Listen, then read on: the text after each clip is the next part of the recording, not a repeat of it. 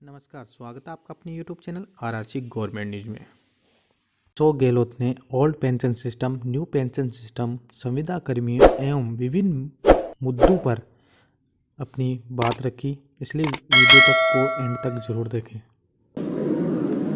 और दीपक बाबरिया जी जो हमारे मैनेजमेंट कमेटी के चेयरमैन है, तमाम हमारे साथी बैठे हुए हैं और पत्रकार बंधुओं, सबसे पहले मैं आप सबका स्वागत करता हूँ।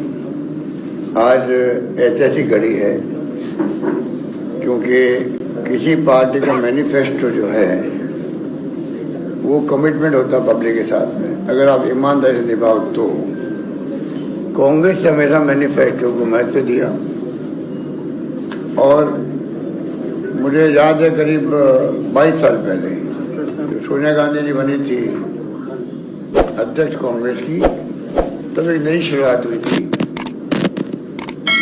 और वो शुरुआत थी मैनिफेस्टो को आप महत्व दें और कमिटमेंट रखें जनता के साथ में, चुनाव जीतने के बाद में भी। इसके मायने है कि चुनाव जीतने के बाद सरकार बनती है तो अधिकांश पॉलिटिकल पार्टियां मैनिफेस्टो भूल जाती थी, पब्लिक भी भूल जाती है और सरकार में भी उसका महत्व नहीं रहता। ये आपने भी अनुभव किया होगा इस जमाने के अंदर। हमने एक नई शुरुआत करी राजस्थान के अंदर। वो शुरुआत थी कि चुनाव जीतने के बाद में पहली कैबिनेट मीटिंग के अंदर मैनिफेस्टो को रखा गया और उसको पास किया गया। ये पहली शुरुआत थी 98 के अंदर देश के अंदर। तो स्वतः ही सरकारी एजेंडा में आ गए, सरकारी डॉक्यूमेंट बन गया। तमाम कलेक्टर, तमाम सेक्रेटरी, सबको कॉपी उपलब्ध हुई। एक्स्ट्रा छपानी पड़ी तो हमने छपाई, पर पूरे राजस्थान में कलेक्टर तक में कॉपी गई कि ये हमारा मैनिफेस्टो जो था चुनाव जीतने के पहले वादे किए थे, हम चाहेंगे कि इसके आधार पर वादे निभाएं हम लोग और उसी ढंग से आपको भी फैसले करने हैं तमाम अधिकारियों को। एक घोषणा पत्र का जन घोषणा पत्र भी राहुल गांधी जी को बताया है। राहुल गांधी जी ने कहा आप जनता को पूछ के मैनिफेस्टो बनाओ। उसके पहले कमेटी बनती थी नेताओं की और वो अपने हिसाब से नाप तोल करके मैनिफेस्टो बनते थे।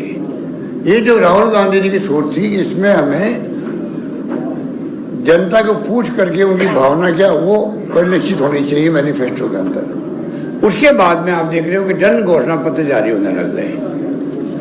सिस्टम वही रहा है। चुनाव जीतने के बाद में मैंने जब मैं मुख्यमंत्री दूसरी बार बना तब भी और तीसरी बार तब भी, हम तीनों बार हमने उसको कैबिनेट में रखा है, पहली कैबिनेट के अंदर रखा है। और आप देखेंगे कि गुजरात के अंदर आप लोग प्रदेशवासियों को मैं आह्वान करना चाहूँगा, मैनिफेस्टो बहुत शानदार आ रहा है, प्रतिबद्धता के साथ आ रहा है, समर्पित है जनता के लिए। और जो राहुल गांधी की भावना के साथ में जो बातें जोड़े यहाँ पर चल रही है, चाहे महंगाई का मुद्दा हो, चाहे बेरोजगारी का मुद्दा हो, या जो देश में जो माहौल है तनाव का, हिंसा का, वो समाप्त हो, प्यार मोहब्बत और भाईचारे से हम लोग रहें, ये मुद्दा हो, या शिक्षा हो, या स्वास्थ्य सेवाएं हो, या किसानों के मुद्दे हों, तमाम मुद्दों का समावेश किया गया है। और यहाँ पे भी आप देखेंगे कि सरकार बनने के बाद में पहले कैबिनेट के अंदर यही मैनिफेस्टो जो है वो सरकारी डॉक्यूमेंट बन जाएगा। मैं आपको विश्वास दिलाता हूँ। इस रूप में हम लोगों ने एक नई शुरुआत कर ली और जो कमिटमेंट किए गए हैं, पहले चार्जशीट जारी की गई बीजेपी सरकार के खिलाफ में, उसका बड़ा महत्व है। चार्जशीट जारी करना कांग्रेस के लिए एक मैसेज है पब्लिक को, इनके खिलाफ क्या क्या चार्ज लगते हैं। चार्ज तो बहुत सारे होते हैं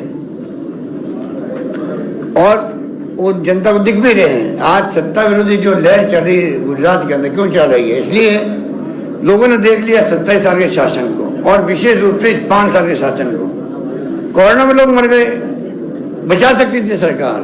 आज गुजरात सक्षम राज्य है देश का, आजादी के पहले से ही। क्या कारण है कि इतना कमजोर हो गया? एक महामारी विश्व स्तर पर आ गई।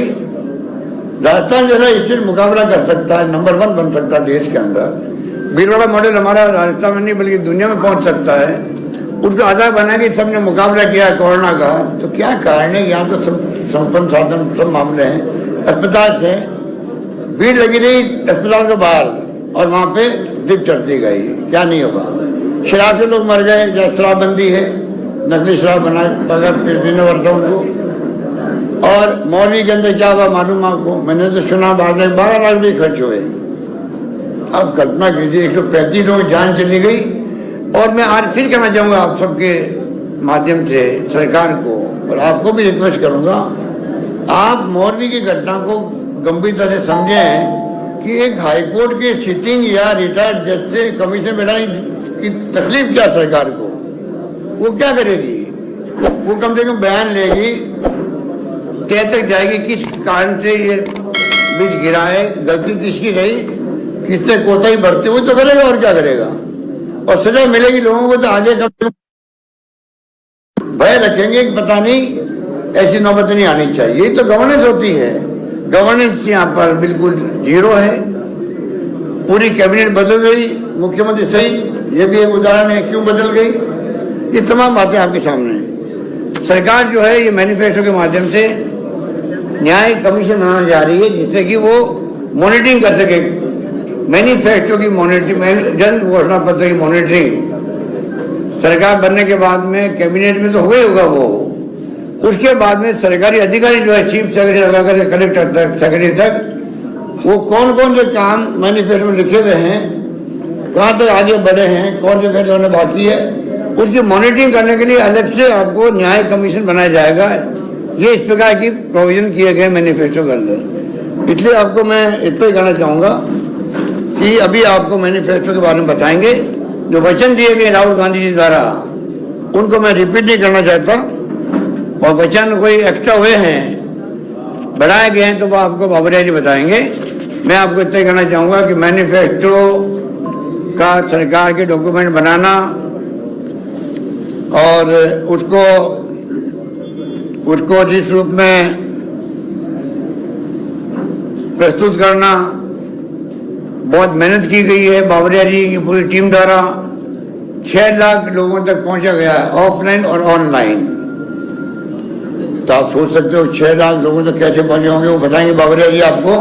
परंतु एक प्रयास किया गया, जनता का माइंड क्या है, वो क्या सोचती है, उनके सुझाव क्या है, उसके आधार पर मैनिफेस्टो तैयार किया गया है, जो अभी आपके सामने प्रस्तुत किया गया है। ये मैं आपको निवेदन करना चाहता हूँ।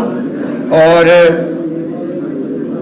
ये जो अभी मेरे को एक डेलीगेशन मिला, ये भी पहली बार हुआ कि सरदार वल्लभ भाई पटेल के नाम का स्टेडियम बना हुआ था यार गुजरात के अंदर।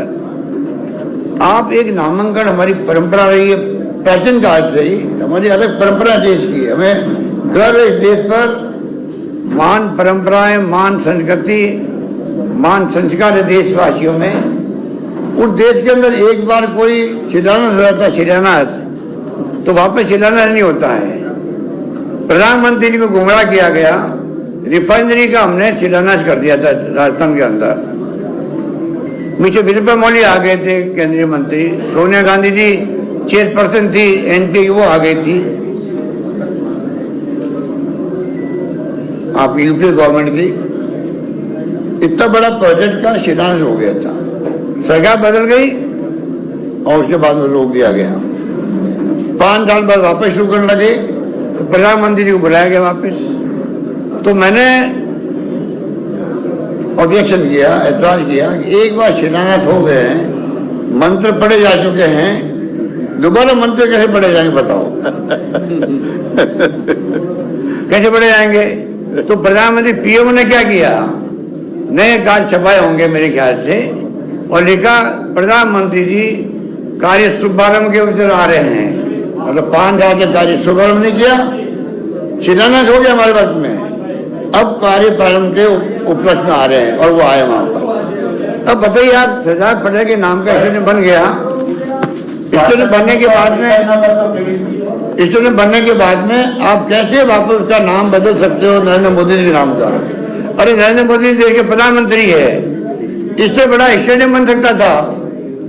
अगर प्रधानमंत्री के नाम का स्टेडियम बना, हमें ऑब्जेक्शन नहीं है। आप सरदार पटेल के स्टेडियम में रखते, जरूर थोड़ी वो गुजरात में बने। प्रधानमंत्री के नाम का स्टेडियम गुजरात के अलावा भी कहीं बन सकता था, नरेंद्र मोदी के नाम का, वो उससे बड़ा होता है, इससे कोई ऐतराज नहीं होता।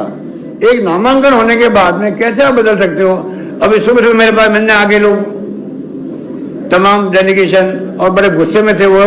हमने अभियान चला रखा है गुजरात के अंदर कि ये नामांकन बदला गया, इनको वापस ठीक किया जाए। ये कहने के लिए आए मुझे गांव के लोग, उनके गांव के लोग ही थे, सरदार पटेल के गांव के लोग थे।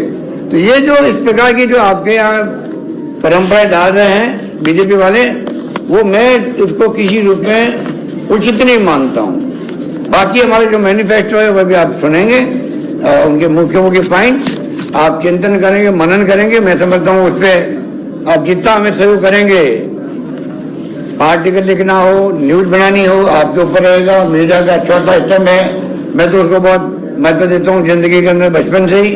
और मैं उम्मीद करता हूँ कि मैनिफेस्टो का जो सैंक्टिटी है, सैंक्टिटी रखने वाला काम हमारा है, जो पहले नहीं रखी जाती थी। आप सैंक्टिटी के साथ हम बात करना चाहते हैं आपसे कि गुजरात के फ्यूचर को देखते हुए, जो आजादी के पहले से मजबूत राज्य था, कमजोर पड़ता जा रहा है समय के साथ साथ में। इंडस्ट्री बंद हो रही है, बेरोजगारी की बहुत बड़ी समस्या यहाँ आ गई है, जो कि आश्चर्यजनक है। महंगाई की मार यहाँ पे भी है, और शिक्षा, स्वास्थ्य और कर्मचारियों की स्थिति क्या है। और लास्ट पॉइंट में कहना चाहूंगा ओपीएस के बारे में। हिमाचल प्रदेश में तो हवा चल रही है, आंधी चल रही है कि आप मतलब ओपीएस लागू करें। हमारी सरकार हिल गई वहां पर।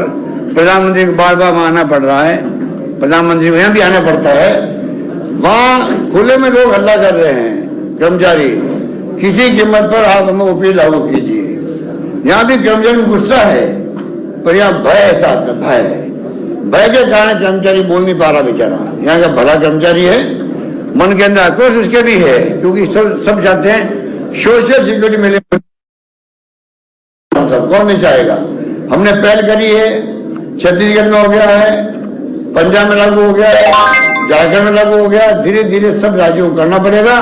प्रधानमंत्री जी, मैं कहना चाहूंगा, आज तो आप नहीं मान रहे हो, वक्त आएगा आपको हमारी बात स्वीकार करनी पड़ेगी।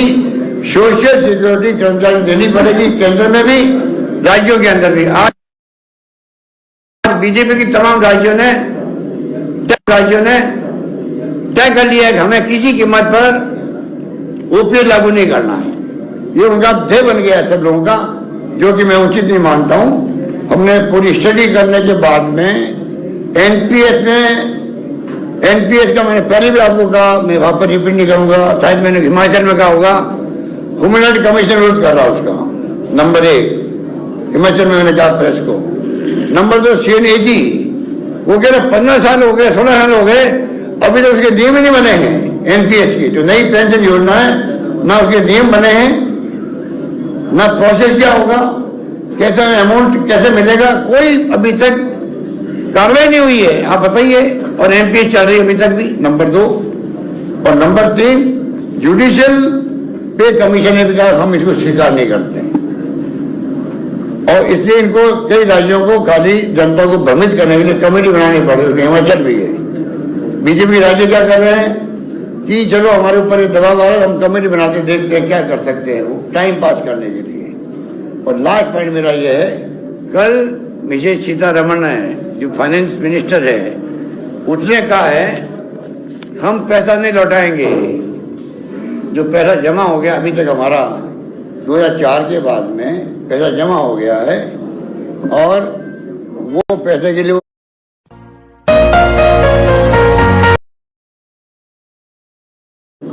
एक ट्रस्ट बनाया गया भारत सरकार में, पैसा उसमें जमा होता है। और जो करता पैसा केंद्र सरकार का या कर्मचारी का और स्टेट गवर्नमेंट का, वो जमा उसमें होता है। अब मुझे बताइए, जो किस्तें जमा हुई है अभी तक, उससे इनकार कर रही है। आप वित्त मंत्री हो भारत सरकार की, आप अगर पैसा जो जमा आपके पास ट्रस्टी के रूप में है, और योजना वो हमारा पैसा है, और लौटाने में आप आनाकानी कर रही हो, इनकार कर रही हो, इससे बड़ा दुर्भाग्य क्या होगा? क्या इतना दिवालिया हो गया केंद्र सरकार? तो वो स्टेट गवर्नमेंट जो जो करेगी ओपीएस, उस पैसे को लौटाने में आपको तकलीफ हो रही है। उस पैसे में आपका कैसे अधिकार हो सकता है? जवाब वो दे। स्टेटमेंट दे दिया उन्होंने डराने के लिए राज्य सरकारों को। हम परवाह नहीं करेंगे, हम तो फिर लागू कर दिया है, लागू होके रहेगी। और गुजरात सरकार से मैं कहना चाहूंगा, चुनाव में आपको तकलीफ आएगी, तकलीफ आ गई है, आंधी चल रही है आपके खिलाफ में। अभी गुजरात में जनता में तो आक्रोश है सब मुद्दों को लेके, आंधी चल रही है। और कांग्रेस सरकार बनाएगी 1 to 5 जो मिशन रखा है अध्यक्ष जी ने, वो पूरा होगा। ये मैं आपको निवेदन करना चाहूंगा कि किस प्रकार से जो ये भ्रमित कर रहे हैं, वो भ्रमित होने वाले नहीं, लोग सब समझ गए हैं। और लास्ट बात ये है कि जो मैंने आपको कहा था, ये आप पार्टी फतफत कर रही है यहाँ बैठे बैठी, जिस प्रकार से बोल रही थी गांव में जा करके, जैसे मतलब पूरा गुजरात को उन्होंने कब्जा कर लिया है। बड़ा करिश्मा वाला नेता है केजरीवाल जी कि 6 महीने के अंदर एक स्टेट पे कब्जा कर लेंगे वो। ऐसी दुर्गति उनकी हुई है। मैंने कहा जैसे कूदेगी कांग्रेस मैदान में, नजर नहीं आएंगे। आज वो नजर नहीं आ रहे हैं, गांव से छिपते हुए फिर रहे हैं, ये आप देख लीजिए। और तो और हिमाचल में जाके आया हूँ, आप बताइए इनको, केजरीवाल से पूछिए कभी आपके पास मीडिया में आए वो तब, कि भाई एक तो जवाब दे दीजिए। आपने गुजरात से ज्यादा हिमाचल को कैंपेन शुरू किया था आपने, क्योंकि पंजाब जीतने के बाद में आपको बहुत उत्साह था। आप में पड़ोसी राज्य है, आपने खूब रोड शो किए, मैनेजमेंट किया, प्रचार किया, जैसे गुजरात में वो कर रहे हैं, खूब वादे किए वहां झूठे सच्चे। आपने अचानक ही, ये बहुत बड़ा पॉइंट है, अचानक ही आपने गुजरात से पूरी तरह विड्रॉ क्यों कर लिया? सॉरी, गुजरात नहीं, हिमाचल से आपने विड्रॉ क्यों कर लिया पूरी तरह? मतलब वहां कैंपेन जीरो कर दिया अपना। क्या कारण है इसका? या तो आप बीजेपी जिताना चाहते हो वहां पर, आपकी मिली भगत है, इसलिए आपने अपना कैंपेन हिमाचल में विड्रॉ कर लिया है। उम्मीदवार खड़े रखे हैं वोट तोड़ने के लिए कांग्रेस के। ये बहुत बड़ी चाल जो इनकी है, वो खुद एक्सपोज हो गए हैं और जनता कभी गुजरात में स्वीकार नहीं करेगी। धन्यवाद।